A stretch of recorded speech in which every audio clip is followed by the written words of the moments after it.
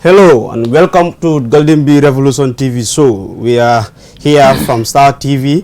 As usual, we are on our election campaign.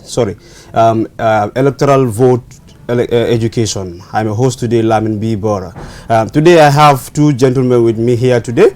We will be talking about different issues or two different things, that is voting, how important it is to vote, and of course how to maintain peace during election, before election, or even after the election. So I'm going to allow the gentlemen with me here today to introduce themselves to you, then the show will continue. You are welcome to the Golden Bee Revolution, Mr. Smiling Face. Thank you, Mr. Lamin Bara. I'm very pleased to be here today in the Golden Bee Revolution, and I am Ibrahim Okoria. Of course, a poet, a director, a filmmaker, and a lecturer too at presentation. Wow. Yeah. So I see Ibrahim is just something big. He's going to take us through a lot today. All right. There's another gentleman. You're welcome to the Golden Bee. Thank you very much, Mr. Bara, and greetings to my co-panelists. Mr. Korea is a fountain of knowledge, I must admit. My name is Bakari Sonko. I am the co-founder of Peace Hub the Gambia. I am a peace advocate, a former National Youth Parliamentarian. Oh, so that's still a National Youth Parliamentarian. So I'm glad to be here to share my butut on the importance of voting and why we need to maintain peace while voting. Thank you so much, Bakari. Viewers, like I told you today, we are going to have a very significant discourse on the voter education. This is a new project that Golden Bee Revolution TV show have started about 3 weeks ago. We have brought you experts from IEC and other areas to lecture people about voting. So today we have these two gentlemen today. We are going to continue with the same discussion because great single mind that we discuss with people here is not enough. We need to hear from different people from different walks of life. We have an actor and a movie director, and we have a peace activist or peace advocate to discuss more on this voter education. I will start my question with you, Director Korea. There are other peoples out there, maybe there are many peoples out there, you know, they take voting as nothing. They take it as useless man's job.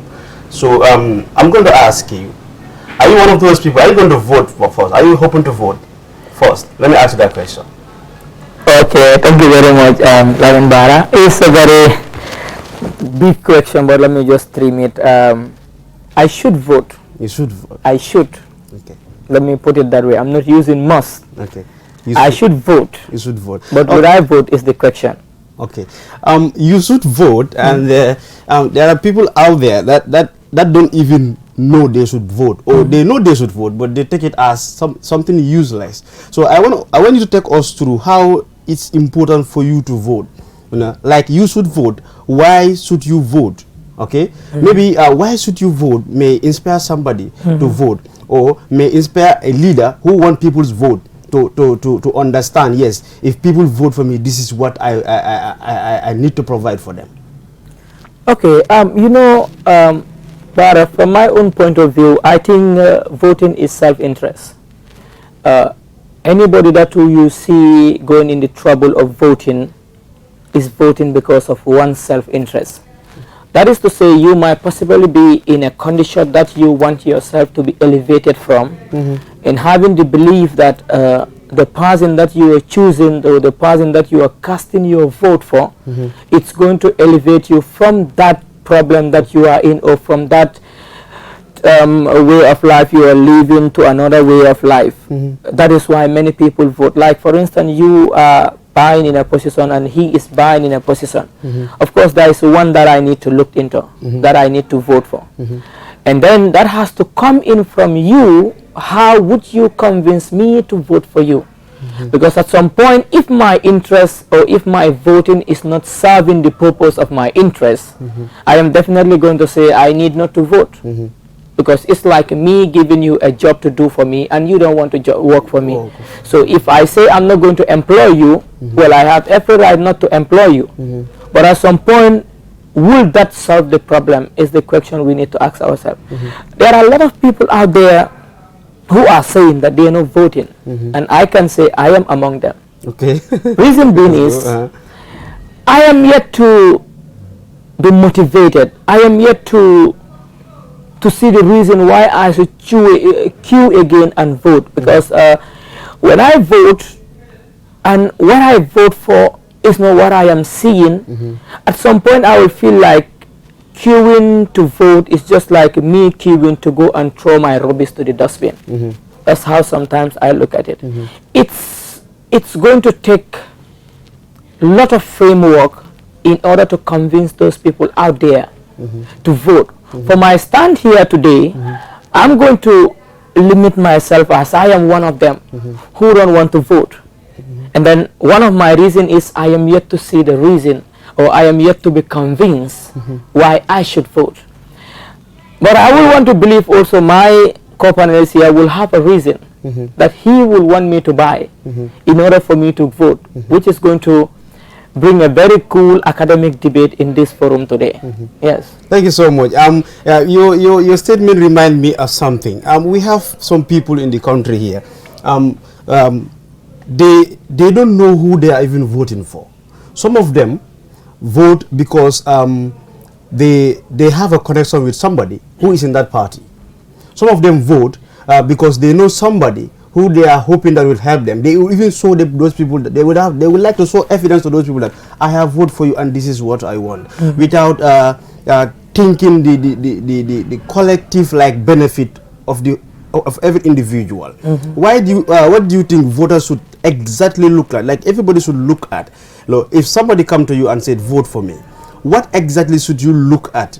To determine whether that person is fit, not to not the person, not that the person is worth having about, but whether the person is fit enough to bring the needs of the general public, not you in general, not you individually. Okay, Mr. Barra, I think this is a general problem that most of our African countries are facing when it comes to voting. Some of us looked at, how affiliated we are. Some of us look at my tribe that I am going to vote for. Some of us look at he is from my community, or some of us looked at, okay, I know a friend who is a nephew to him or who is a niece to him, that is why we are voting. Which one can say that the diagram is drawn in a way, I feel like the diagram is drawn in a way that the diagram make you believe that, okay, it's your right to cast your vote, but why is it my right to cast my vote? What is the purpose of me voting? What are the characteristics of me, to say, okay, Barra is possessing this characteristic, and that characteristic is one thing that can bring development to me. How do I know that? Is the problem here, because many of us, when it comes to voting, like you said, we will vote for Barra, and then we will just love Barra to know that we vote for Barra. But at some point, we don't even know, if we vote for Barra and then let Barra knows that we work for him, we vote for him, are we really going to have Barra, or are we really going to put Barra, despite voting for him, are we really going to put the friendship or the relationship or the religion or whatever aside, and put to him that we voted you in not to just be a president, but we voted you in to be that leader that should emancipate us from whatever we are going through. It's a question that we should ask ourselves, and that will have to come into what we call the civic education. Sometimes at some point I feel like the civic right education it's not reaching where it should be. Reason being is, if we completely want to depend on civic education to just say we want to use the media, we want to use the internet, we want to use, majority of those who voted, I can tell you, are not media users. Majority of them. Because most youths will say, no need. But if you look at the statistic, it's going to be the women who are mostly not even looking at Facebook or not even getting access to TV that would get into the trouble of voting. So it's our right now as civilians, or the people or the authority that are responsible in educating the masses about voting, to put sentiment aside and then get to these people and speak to them in the language that nobody, because everybody has a party that you support despite not knowing what their agenda is, but there must be something that you are attached to which make you support it. So the authorities have to take this challenge to reach out to these people, even at a low cost, to reach out to these people, to tell them what are the things that they need to look at in selecting a leader. What are the things that they need to look at or that they need to look into after selecting a leader? Because this is very important. What if I select this leader and then he give me this? What should I do? Exactly. If this, then what? Or if not this, then what? Those are the things that I believe people need to know, or people need to learn from us. Let me not say from me, but I'm going to say from my boss here, Mr. Sonko. He will going to use this platform, but it's not only going to stop here. It has to go wild. Just having waiting up to last day of or last month of election or last month of this thing. Majority of what we see being advertised is do not sell your vote. Your vote is your right, and stuff like that. Yeah. These are the anthem of the nation when it comes to election approaching. But are we trying to bring something that they need to look at before knowing that they should not sell their vote, or it's their right to vote, and it's their right to put, let's say, these leaders into transparency? We are not doing that. I am not saying it, to be honest with you. It's happening in the media or whatever, but is it reaching outdoor? Is it reaching the people that are in the farm? Yeah. Is it reaching the people that wake up 6 o'clock or 4 o'clock market, sell what they have to sell, whatever they gather, go back to the bigger market, get what their little stuff, come back 4 o'clock again in the morning, they go. How do we reach out to these people? How do we convince them? Not only within the internet, that is something that is going to help. But if that doesn't happen, we just wait 1 month or 2 months, and then we say, oh, okay, we are educating people about voting, what is their voting right, and stop there. What is their voting right, and what is their citizen right towards their leader? It's going to help, but if that doesn't come in, the history will repeat itself. People will still vote because I know Bakar Sonko. And after I vote for Bakar Sonko, whatever Bakar Sonko do is right. Because I don't know what Bakar Sonko owe my vote. Right? Bakar Sonko also need to know what he owes the people, that's the electorate that give you their vote. Even if they don't know what you owe them, but you need to know what you owe them. But if that doesn't happen, we don't educate the people, we don't go off media to educate these masses that are queuing, that are taking their time, their resources or whatever just to have a leader.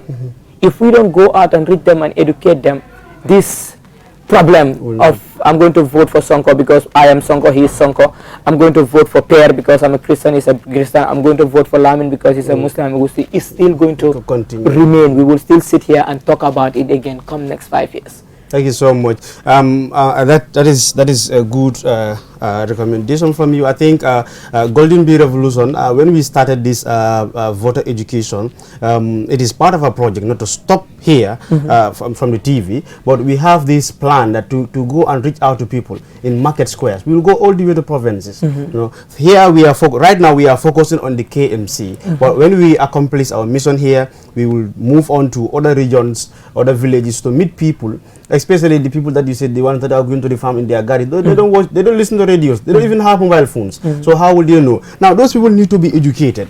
You know, they are right to vote, but not only they are right to vote, but who are they going to vote for? They need to be guided through. I think we need more people to be on this. I will shift my attention to Bakari. Before I ask you my question, I would like to commend you and you know, applaud for the work that you have been doing. And I think I have once reached out to you that you are doing great, and I'm inspired by you. You know, your peace advocacy is wonderful, and you know you are doing great in this country. Before I ask you my questions, I would like you to tell us something about your organization, Peace Hub the Gambia. Thank you very much. I'm glad to be here, and I once again salute my co-panelists who actually did tremendously well in laying the foundation as to why we need to vote, even making his position that he is undecided as to whether he needs to vote or not. We will come to that. To talk about Peace Hub. Peace Hub is a social justice organization that was founded in 2020. Okay. But before the establishment of Peace Hub, myself, when I was serving as a programs officer of the National Youth Parliament, I worked with the UN agencies on the peace building project, United Nations Peace Building Project, and through that I had the opportunity to attend a lot of overseas treatment. Overseas training, overseas trainings on peace building and genocide studies. Okay. So one of the recent one is the one that I attended in Kigali, Rwanda. So upon completion of that training, I returned home, and a colleague who also attended the same training, but at in a different cohort. So we decided that there's something that we can do together, since both of us at least are equipped with the skills and knowledge to come up with something and play our part in the peace building field, irrespective of the fact that the peace building field is wide, and then everyone needs to play their part, because building peace or promoting peace is a collective endeavor.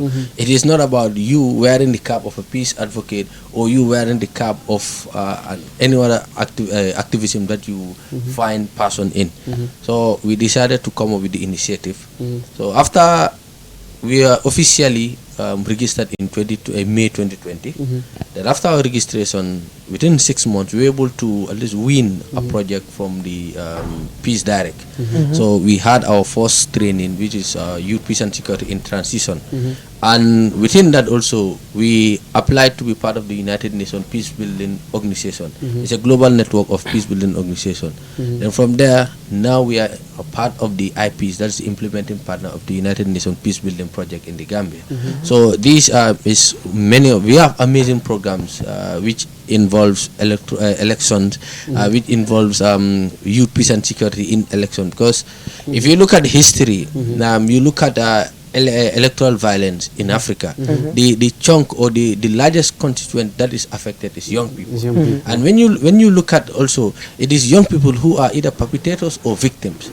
So that's why we have all the United Nations resolution, we all have continental frameworks, we have the regional documents that involves young people to actually play their part in peace building process. So this is what Peace Hub the Gambia is here to do. We are committed to partnership, we are committed to collaboration, make sure that we involve young people. We try to enhance and harness the capacity or the demographic dividend of young people, make sure that they take part and promote peace in the Gambia. This is the vision of Peace Hub in the Gambia. Thank you so much. That's really amazing. That's wonderful. We will continue more on this peace peace talk on education. Sorry, on election. I think now we take 5 minutes breaks. Then we will come back after 5 minutes. We continue the discussion on the maintenance of peace during election, after election, and before the election. I'm sure director is going to take part in that also, and I hope that we convince him that. we need to. I just hope we will convince him. Viewers, thank you so much for watching, and we are going for 5-minute breaks, but we will come back. Please stay with us. Thank you.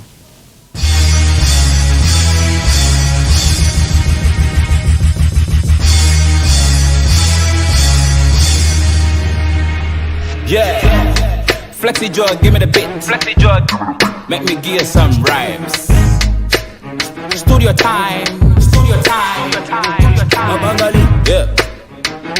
Sarahule Batmano. Movement banger. Yeah. Movement banger. We say changes, no old school type. Deka bangi again a suicide. Deka bangi MD boy 50 kilo size. No changes, no nothing wama can more fi rise. Karambunga soronta Ngako doku olu stop ta Deka bangi gari boy suta Alafo naro yoko mani boto serta Alafo mansa nate kukela ya DJ kukela yesi ya kuke Na weka light on and off Wani lockdown ola stress so alfa libje 21 days go few cases few kufi si alafo corona fonga ye Ndongol man smoking no wafi no stress sabe jada alafo anti-crime Aye body, come here. Aye body, come here. Aye body, respect for your body. Come on, aye body, anything not. Aye body, boy so. Aye body, respect for your body. Boy karabi. Aye body, come here. Aye body, come here. Aye body. Osare tampiye no hondi, okoro kendi. Serema alla nyaga honta ngabun kara kendi.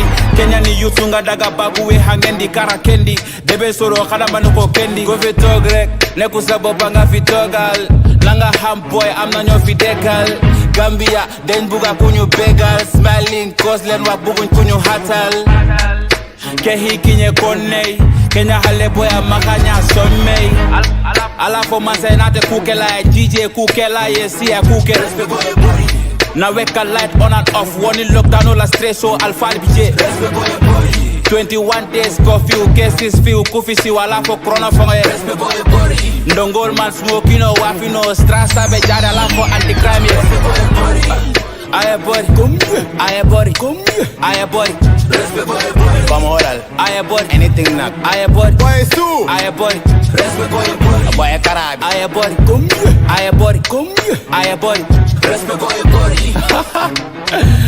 Boy, corona don't care me. Get a hit or more there. Do like a maho, carry man. Tungu kani on up konake. Movement banga. Partners record. I am most.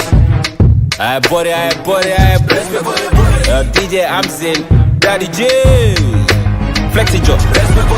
Ayo yapse. Tabokoto. Movement banga. Smoke 911.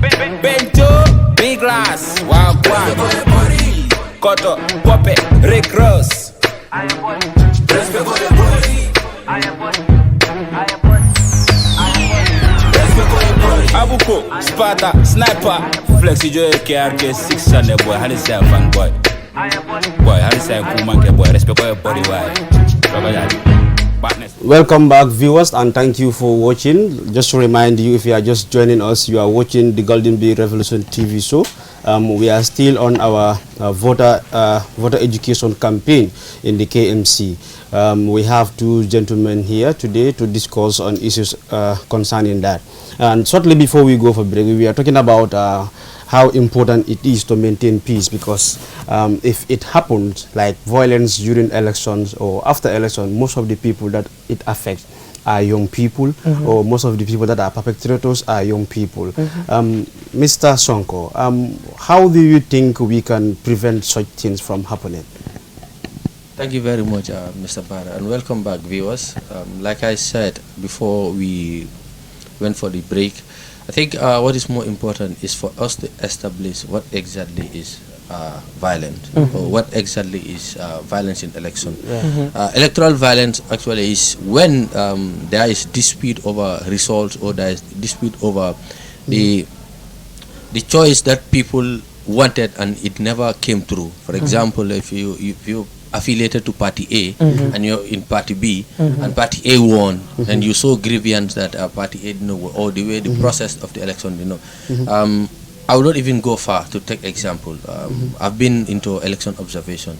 Just the recent one, the Nyamina West by-election. I serve as an election observer through the CSO coalition on election in the Gambia. I don't know if you're aware, there is a CSO coalition that is responsible to observe elections at all levels in the Gambia. So I was part of the election observers who were deployed on the ground. So immediately the results were announced. Before us, we've seen our own brothers and sisters insulting each other. They are from the same village. Seriously. So that is in conflict management we call it early warning. It's an early warning sign that something bigger can happen if the much or the needed work is not done. So you understand that one important thing that we need to start now, whether it's election or not, is the ability to be tolerant. Tolerance is one thing, and also to counter hate speech, especially among young people. If you go on social media, even political talks, one of the things that stand out in every discussion is people try to throw speeches or try to throw certain things on people that is going to touch or is going to serve as a way of waking their negative sentiments. And the moment you tell people, when people are affiliated to something, they hold it so dear to their heart. For example, my parents, for example, those I those are also there. We have people who love certain people, not for anything, not for their competence, but they just love them naturally. It happens in politics, like he said, that you sometimes vote for someone because you just have this affiliation towards them. But it doesn't necessarily mean that it shows their competence. So we need to understand all that. And one important thing that we need to do as a country is to be compassionate and is to be tolerant. We are a people who are whose values and principles are anchored on loving and understanding each other. That's why we are called the Smiling Coast. I had the chance to visit a few countries, but I've seen the difference. Gambia is Gambia. It's unique in the sense that we are small, and any corner that you go to, you might know one or two individuals there. That shows how connected we are as a people. So politics or any other sentiment is not something that can that should even divide us as a people. Like I said, anywhere I stand is whatever young people can do or whatever young people should do before, during and after election is to counter hate speech. Hate speech is the biggest challenge that we face as a country, and whereas we do not stop or put a stop to this until it reaches our election, it's something that can destroy a lot of things for us. And I believe if there is any campaign that we need to do is to promote political tolerance, to promote understanding, and promote political diversity. Where you understand that among the resolution passed by United Nations Security Council on youth peace and security, it's a resolution 2250.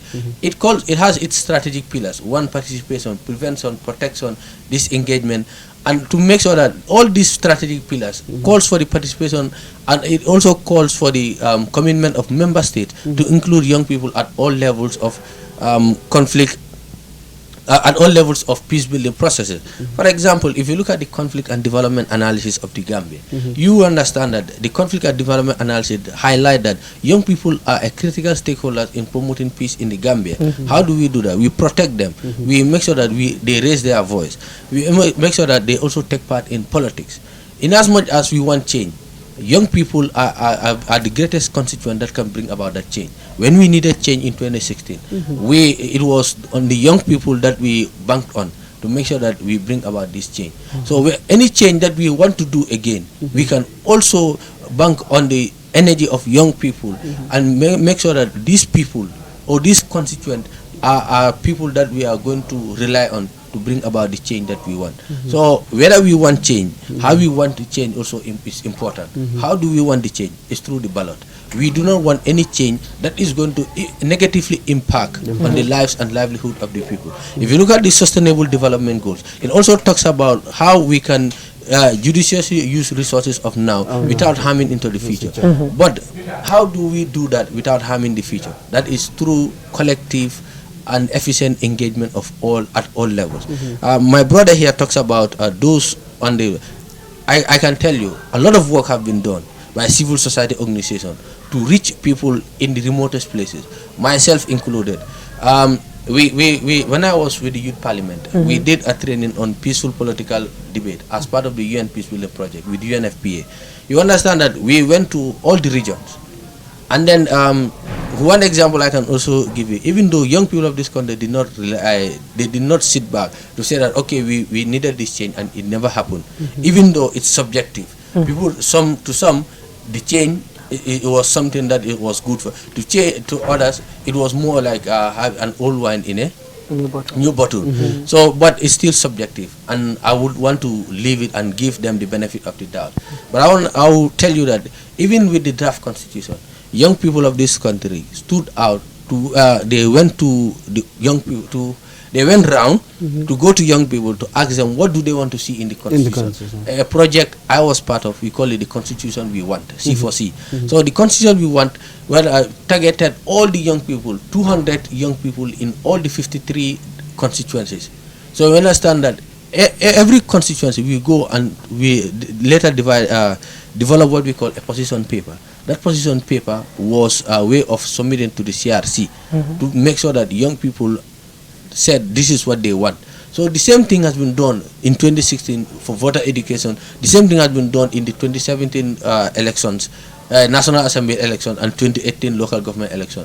You understand that, to me, it's not also the advocacy needs to be continued. We need to continue the advocacy. We need to continue speaking because change comes with a cost, and one of those costs is to continue speaking. And we should never get tired of doing what exactly we need to do to change this country. This country is for us. It will never change stopping being our country. Whether we decided to hold back or whether we decided to take part in making sure that we change the narrative. But if we say we are not going to vote, it's more like giving chance to others to continue waging suffering on us.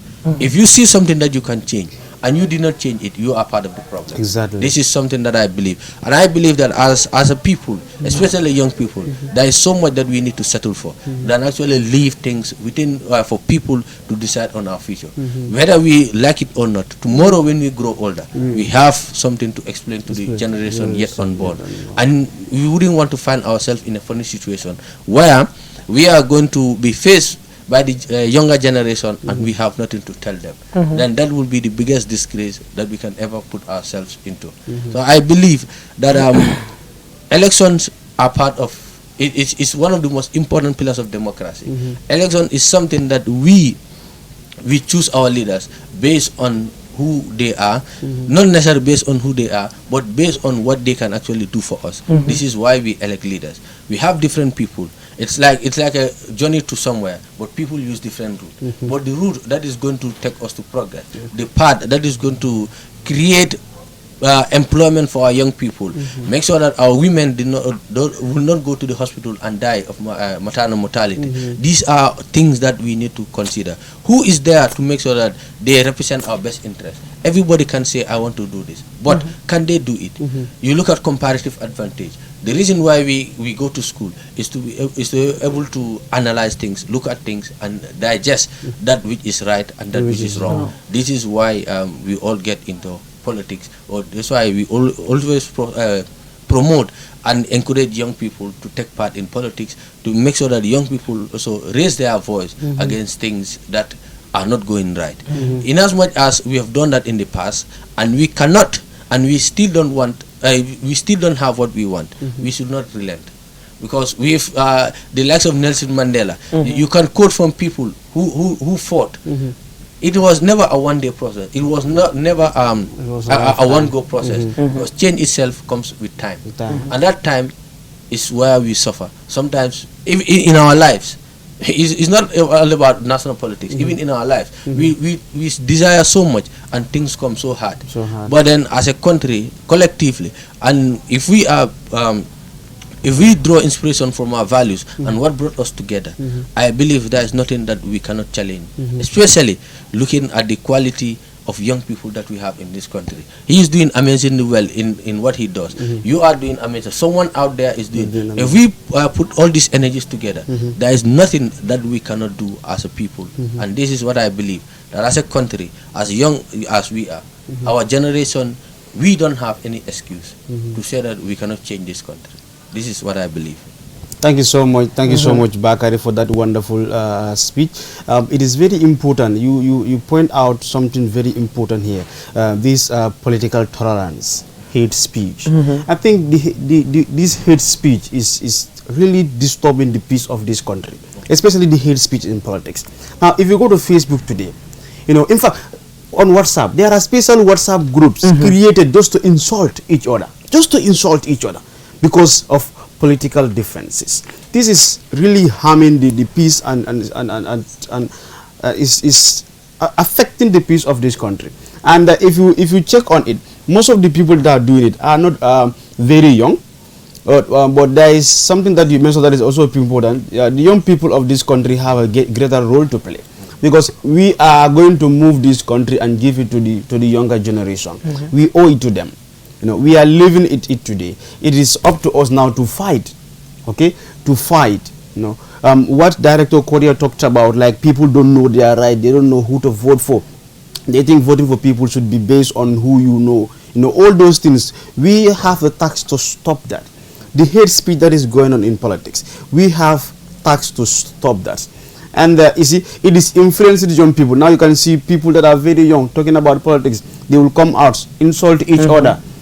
So bitter, insult each other like anyhow. They think it's normal. One person will just go to Facebook stage and insult a political group. instead of people trying to show him what you are doing is wrong in a civilized manner, they retaliate in even worse manner. Okay, there was a time I come across this disturbing post on Facebook. Somebody write this: UDP Mandinkas are the greatest enemies of this country. Can you imagine somebody who replied, somebody else replied and said, you are you are not the true son of your father, you are like this, you will not survive, you will die, what is going to happen in this country, you are not going to survive. Those are threats. Director Korea, how do you see something like that happening in the country that we are living in? I think I am very much impressed with the work that the peace advocates are doing here. But I believe in one thing. I think the first teacher of peace when it comes to politics has to be the political leaders themselves. Exactly. That's one thing I believe in, because everybody that is rallying behind you or that is supporting you based on something. And you are kind of a godfather to that person. That's what I believe in. Most of us that are following a political leader here, political party A or B or C, we look into them like a godfather. At some point, we even see them above our own parents. So I want to believe that the political leaders that are in this country have, in fact, can be the pioneers of peace in politics.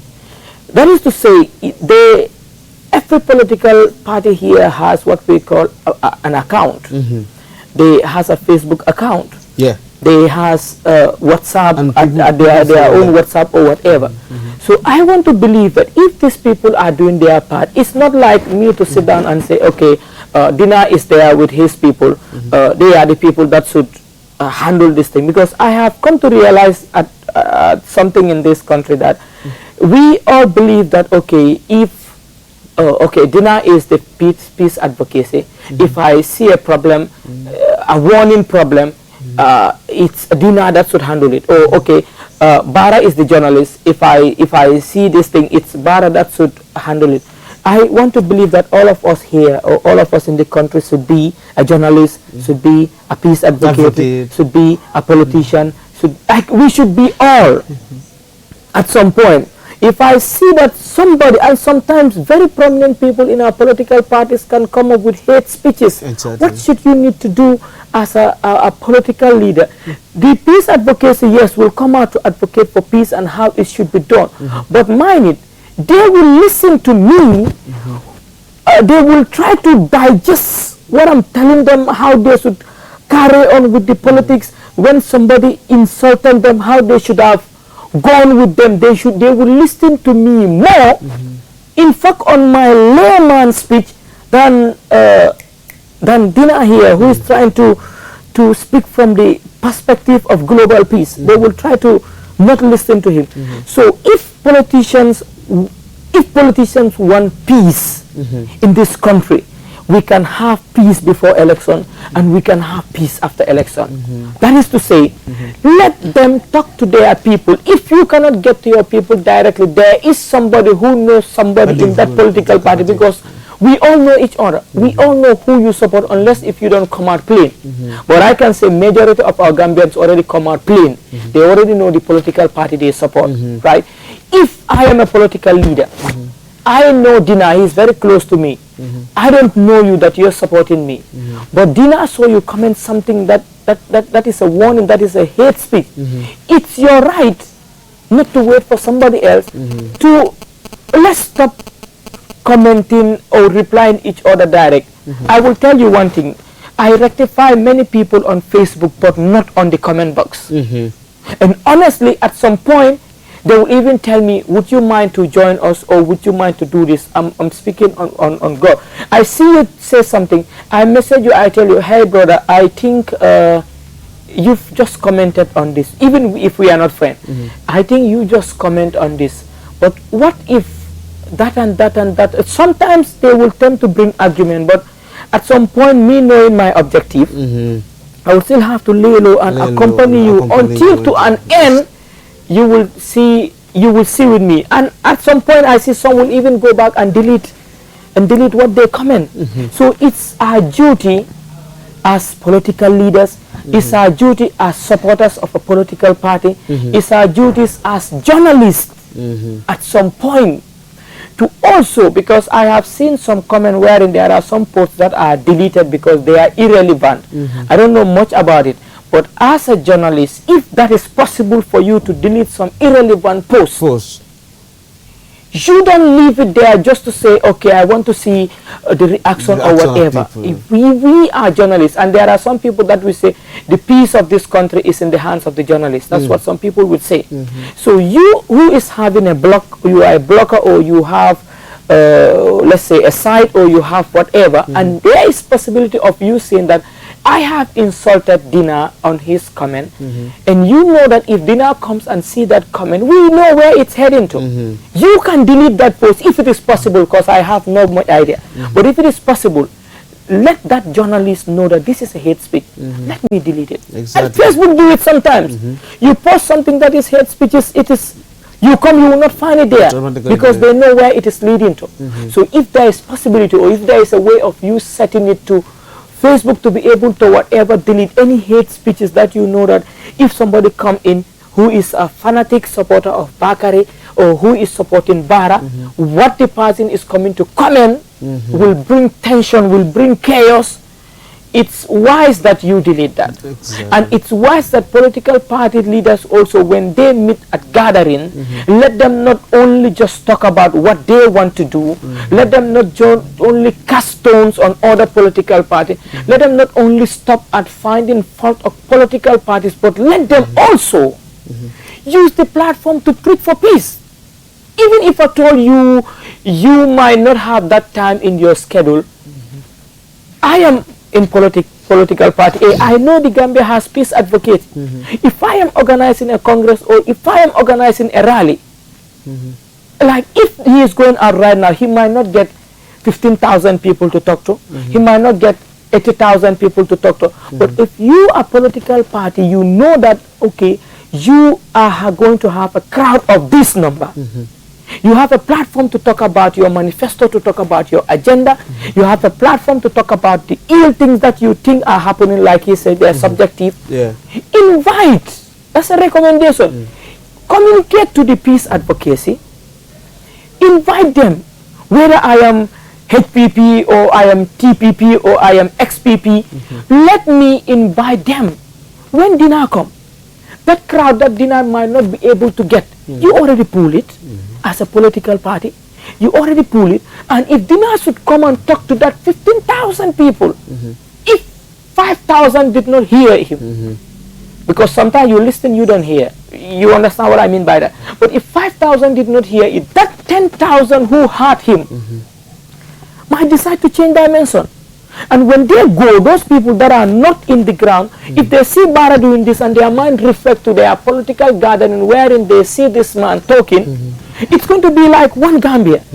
The peace advocacy will not belong to any party. Any party that invite them to talk, I know it will be of great honor for you to join the political party, you know, as an independent individual, to have that slot, even if it is 5 minutes, even if it is 10 minutes, and you talk to that big crowd, that, okay, as peace advocacy, or as we know the Gambia to be smiling cause, this is what is expected of you before election, this is what is expected of you after election. If this is where you should contact, that is where you should contact. I think if that is put in place, the political parties work with the peace advocacy, work with anybody that is within the framework of, let's say, well known for advocating for peace, having them, and they will not deny it, I'm sure of that, because that's their job. They will be very pleased to talk about the UN, what will be the outcome if we don't go by this, what will be the outcome if we have a problem to do, or we have something, or we want to challenge the election, what should we do, who are the right people that can challenge the election, and how should they challenge it, or whatever, because like you say, most of our problems occurs before, just a week before and maybe a week after. How do we cope that? The political parties have to work hand in glove with the peace advocacy, since they are the one labeled, right? Well, they call me, I'm going to speak from my general knowledge, because it's not like an area that I am vast in. But when they call him, he will bring in all the particles needed, all the input from wherever he might tap it. That will be convincing to the people that are going to listen. I believe if that happens, election is coming. If that happens, trust me, we'll be able to curb the political violence. But that's anyway, that's what I believe in. That's my recommendation. Thank you. That recommendation should be well noted by the political leaders out there or political groups. Those of you that are part of political groups and you want peace for this country. And let me tell you, if there's violence in the country, which country are you going to rule? Who is going to rule over you? Who? You know, if you are voting for people and at the end you bring chaos, you bring problems, you think it is going to be easy for the person to be ruling when there's problem everywhere? You know, so Gambia is a small country. Everybody is a brother to somebody. Everybody is a sister to somebody. So it is important that we hold on to each other. We avoid hate speech. We tolerate each other. Political difference does not mean that we are different in human. We are not different in nature. We are still Gambia. The only way we can move forward as one nation, as one people, is if we are united together. So political leaders that are out there, try to seek assistance from peace advocates. Use your platform, engage your people, talk to them. You know, try to have them, try to control them, because you are the one leading them. Try to control them to maintain peace and calm during campaign, during elections. So how about if there is, you know, too much of insult right now? When there is no election, there is no campaign. What about if there is election? You know. So we should make sure that, you know, we also talk to people that, you know, if they lose in election, let them take it in good faith. But we are seeing how it is sad in Africa here. Africans leaders, in fact, let me talk to the leaders. African leaders, when it's time for election, they are the main people that bring troubles, because they will see their subordinates doing something and they will not say anything about it. Yeah, like, because, you know, they are hoping to, you know, to achieve something in the end, because maybe if the people, everybody say no, there's problem at the end, you know, there will be something else. But violence is not the way. You know, violence is not. I'm just going to quickly take example before I go to like the UTG election. Exactly. You know, when it happens, and they wanted to challenge the result, it was these two camps who orient their people, and it went to the right channel, and at the end of the day, you see the unity and the harmony comes. It was solved. Why? Because they were well oriented, and they know what politics is. They know that me being a politician to you, or me being an opposition to you, doesn't mean I am your enemy. Doesn't mean that we are fighting a battle of life and death. It just means that I have a better manifesto than you, and exactly. I was convinced. I was able to convince the people. So if that will happen, I think if UTG can do that, you know, they have that leaders who were able to, and at young ages. Right? They are all young. You look at Usman and all the others; they were all young. If they can be able to mobilize and orient their people and respond to each other jovially on Facebook, I've been following their comments. You know, it was like more or less a joking relationship. You see, after how they were congratulating each other, and life goes on. Politics is all aside. You don't hear about this camp or that camp. Everybody is trying to work. So if that could come down to the Gambia, I think we will have a very peaceful election. I will leave it to. Yes, for me, just to comment on what you said. For me, everybody has a responsibility to promote peace or to maintain peace. But those with bigger voices have, in fact, a bigger role. So if I talk about bigger voices here, I'm talking about influential people. Influential people like heads of political parties, the leaders of political parties. And one thing that I think we need to emphasize on, like understanding an idea is not, it does not generally mean accepting that idea. Understanding that you have a difference with these people based on political part. Like anytime that we go on community outreach, anytime that I speak to people, trying to orient them on what we need to do as a people, especially on political tolerance, what I tell them is, we all the aim of all these political parties. Recently, yesterday we had one registered. Make it 17 political parties. Yeah, all these political parties that are registered.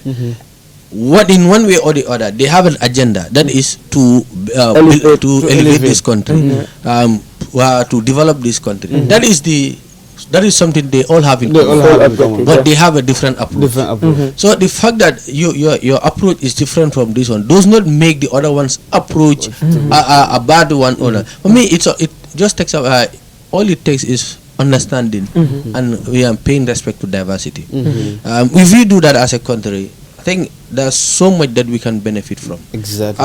To talk about emphasize more on the need for us to vote. Like voting is an opportunity for change. There is a lot that this country needs, and there is a lot that we can do, but we can only do that if we are united. Our national motto would say progress, peace and prosperity. Yeah. But you cannot talk about progress, you cannot talk about prosperity in the absence of Exactly. peace. Yeah. So in order to progress, there should be an established or a created space for you to progress. And in order to prosper, the sustainability of that progress entirely depends on how you manage your peace. The peace that we enjoy is the commodity that we sell to the world. The tourists that come, they come into the Gambia because there is peace. The 100 nightmares of Rwanda. Hey, when the genocide happened, the 1994 genocide against the Tutsi, you understand that it all started as a result of hate speech. Yeah. Because on the 7th of July, I had the opportunity to visit the Kigali Genocide Memorial. You understand, over 1 million people lost their life, and a larger chunk of that is young people and women and persons living with disabilities. So these are the greatest constituents that were used. That's why when you talked about university, it reminded me the importance of education in promoting peace. Because education eradicates genocide ideologies. It eradicates hate speech. It enlightens you to understand that you are not different from the other individual who is of different opinion to what you think. Exactly. In as much as we can all come from the same family, but we have a different taste. So the fact that we have different tastes does not make us different as different human beings. We are all human beings at the end of the day. This is what I want us Gambians to take. Hate speech is something that we can challenge. We are young people. Our role is to enlighten each other. Our role is to make sure that we promote the values and the principles of being a Gambian. And the values and principles of being a Gambian is to love one another, promote brotherhood, promote social cohesion, and promote tolerance, and be open and embrace diversity. This, I believe, if we do, we will definitely build the Gambia. The Gambia that will provide for young people, and the Gambia that one important thing is young people should never, I will repeat, never stop speaking truth to power. Critical thinking is one key element that will help us speak truth to power. We can speak truth to power being conscious of what we say without resulting into anything negative or anything that is going to result to violence. On that note, I believe that this country is destined for greatness, and if we are to attain that greatness, is by the power of young people. Thank you so much, Bakari. I will consider that to be your final words, and we are almost going to end here. The discussion was so amazing. I'm sure viewers are going to take heed to this. Everybody in this country deserves peace, and our peace, our stability, it depends on each other. One person can just come and destroy everything. It depends on how we manage ourselves, how we put ourselves, and how we respond to people. People will always provoke. People will always try to intimidate you. But you, as the right-minded individual, should refuse to be intimidated. Instead of fighting the brother that is fighting you, try to calm him down, like the way he said, the way he did. Calm them down. Try to push them to the corner. Try to console them. Tell them this is this. How about we do this? Let us do everything non-violently. That is the only way it is that's going to help us. Director Korea, we have no minute but I would like you to just give final words before we end, because the show is getting over here. Thank you very much, Mr. Bara, and thank you very much, my landed friend here and a brother. Of course, I think we've all had that together. Exactly. The peace of this nation depends on the hand of we, the youths, and we can still decide whether we're going to safeguard it or we're going to just trash it in the dustbin like that. So on that note, I just like to say thank you very much, Star TV, of course, the Golden Bee Revelation, for having us here. I know the time is not enough, but then it is what it is. And thank you very much. Thank you so much. Thank you so much, viewers. This is the end of the show today. We thank all the viewers out there, our followers. Thank you. We thank you so much. Those of you that are in our WhatsApp group and our Facebook page, we thank you, all of you, for being there for us. And we thank Star TV management. We thank Basiru and the crew, the control room, Aliu, Pamodu. We thank you all for hosting us here today. We'll be back next week. We continue with this voter education in KMC. Thank you, Bakari, for coming. Thank you, Director Korea, and thank you all for watching. This is the end of the show. Till next week. Bye-bye.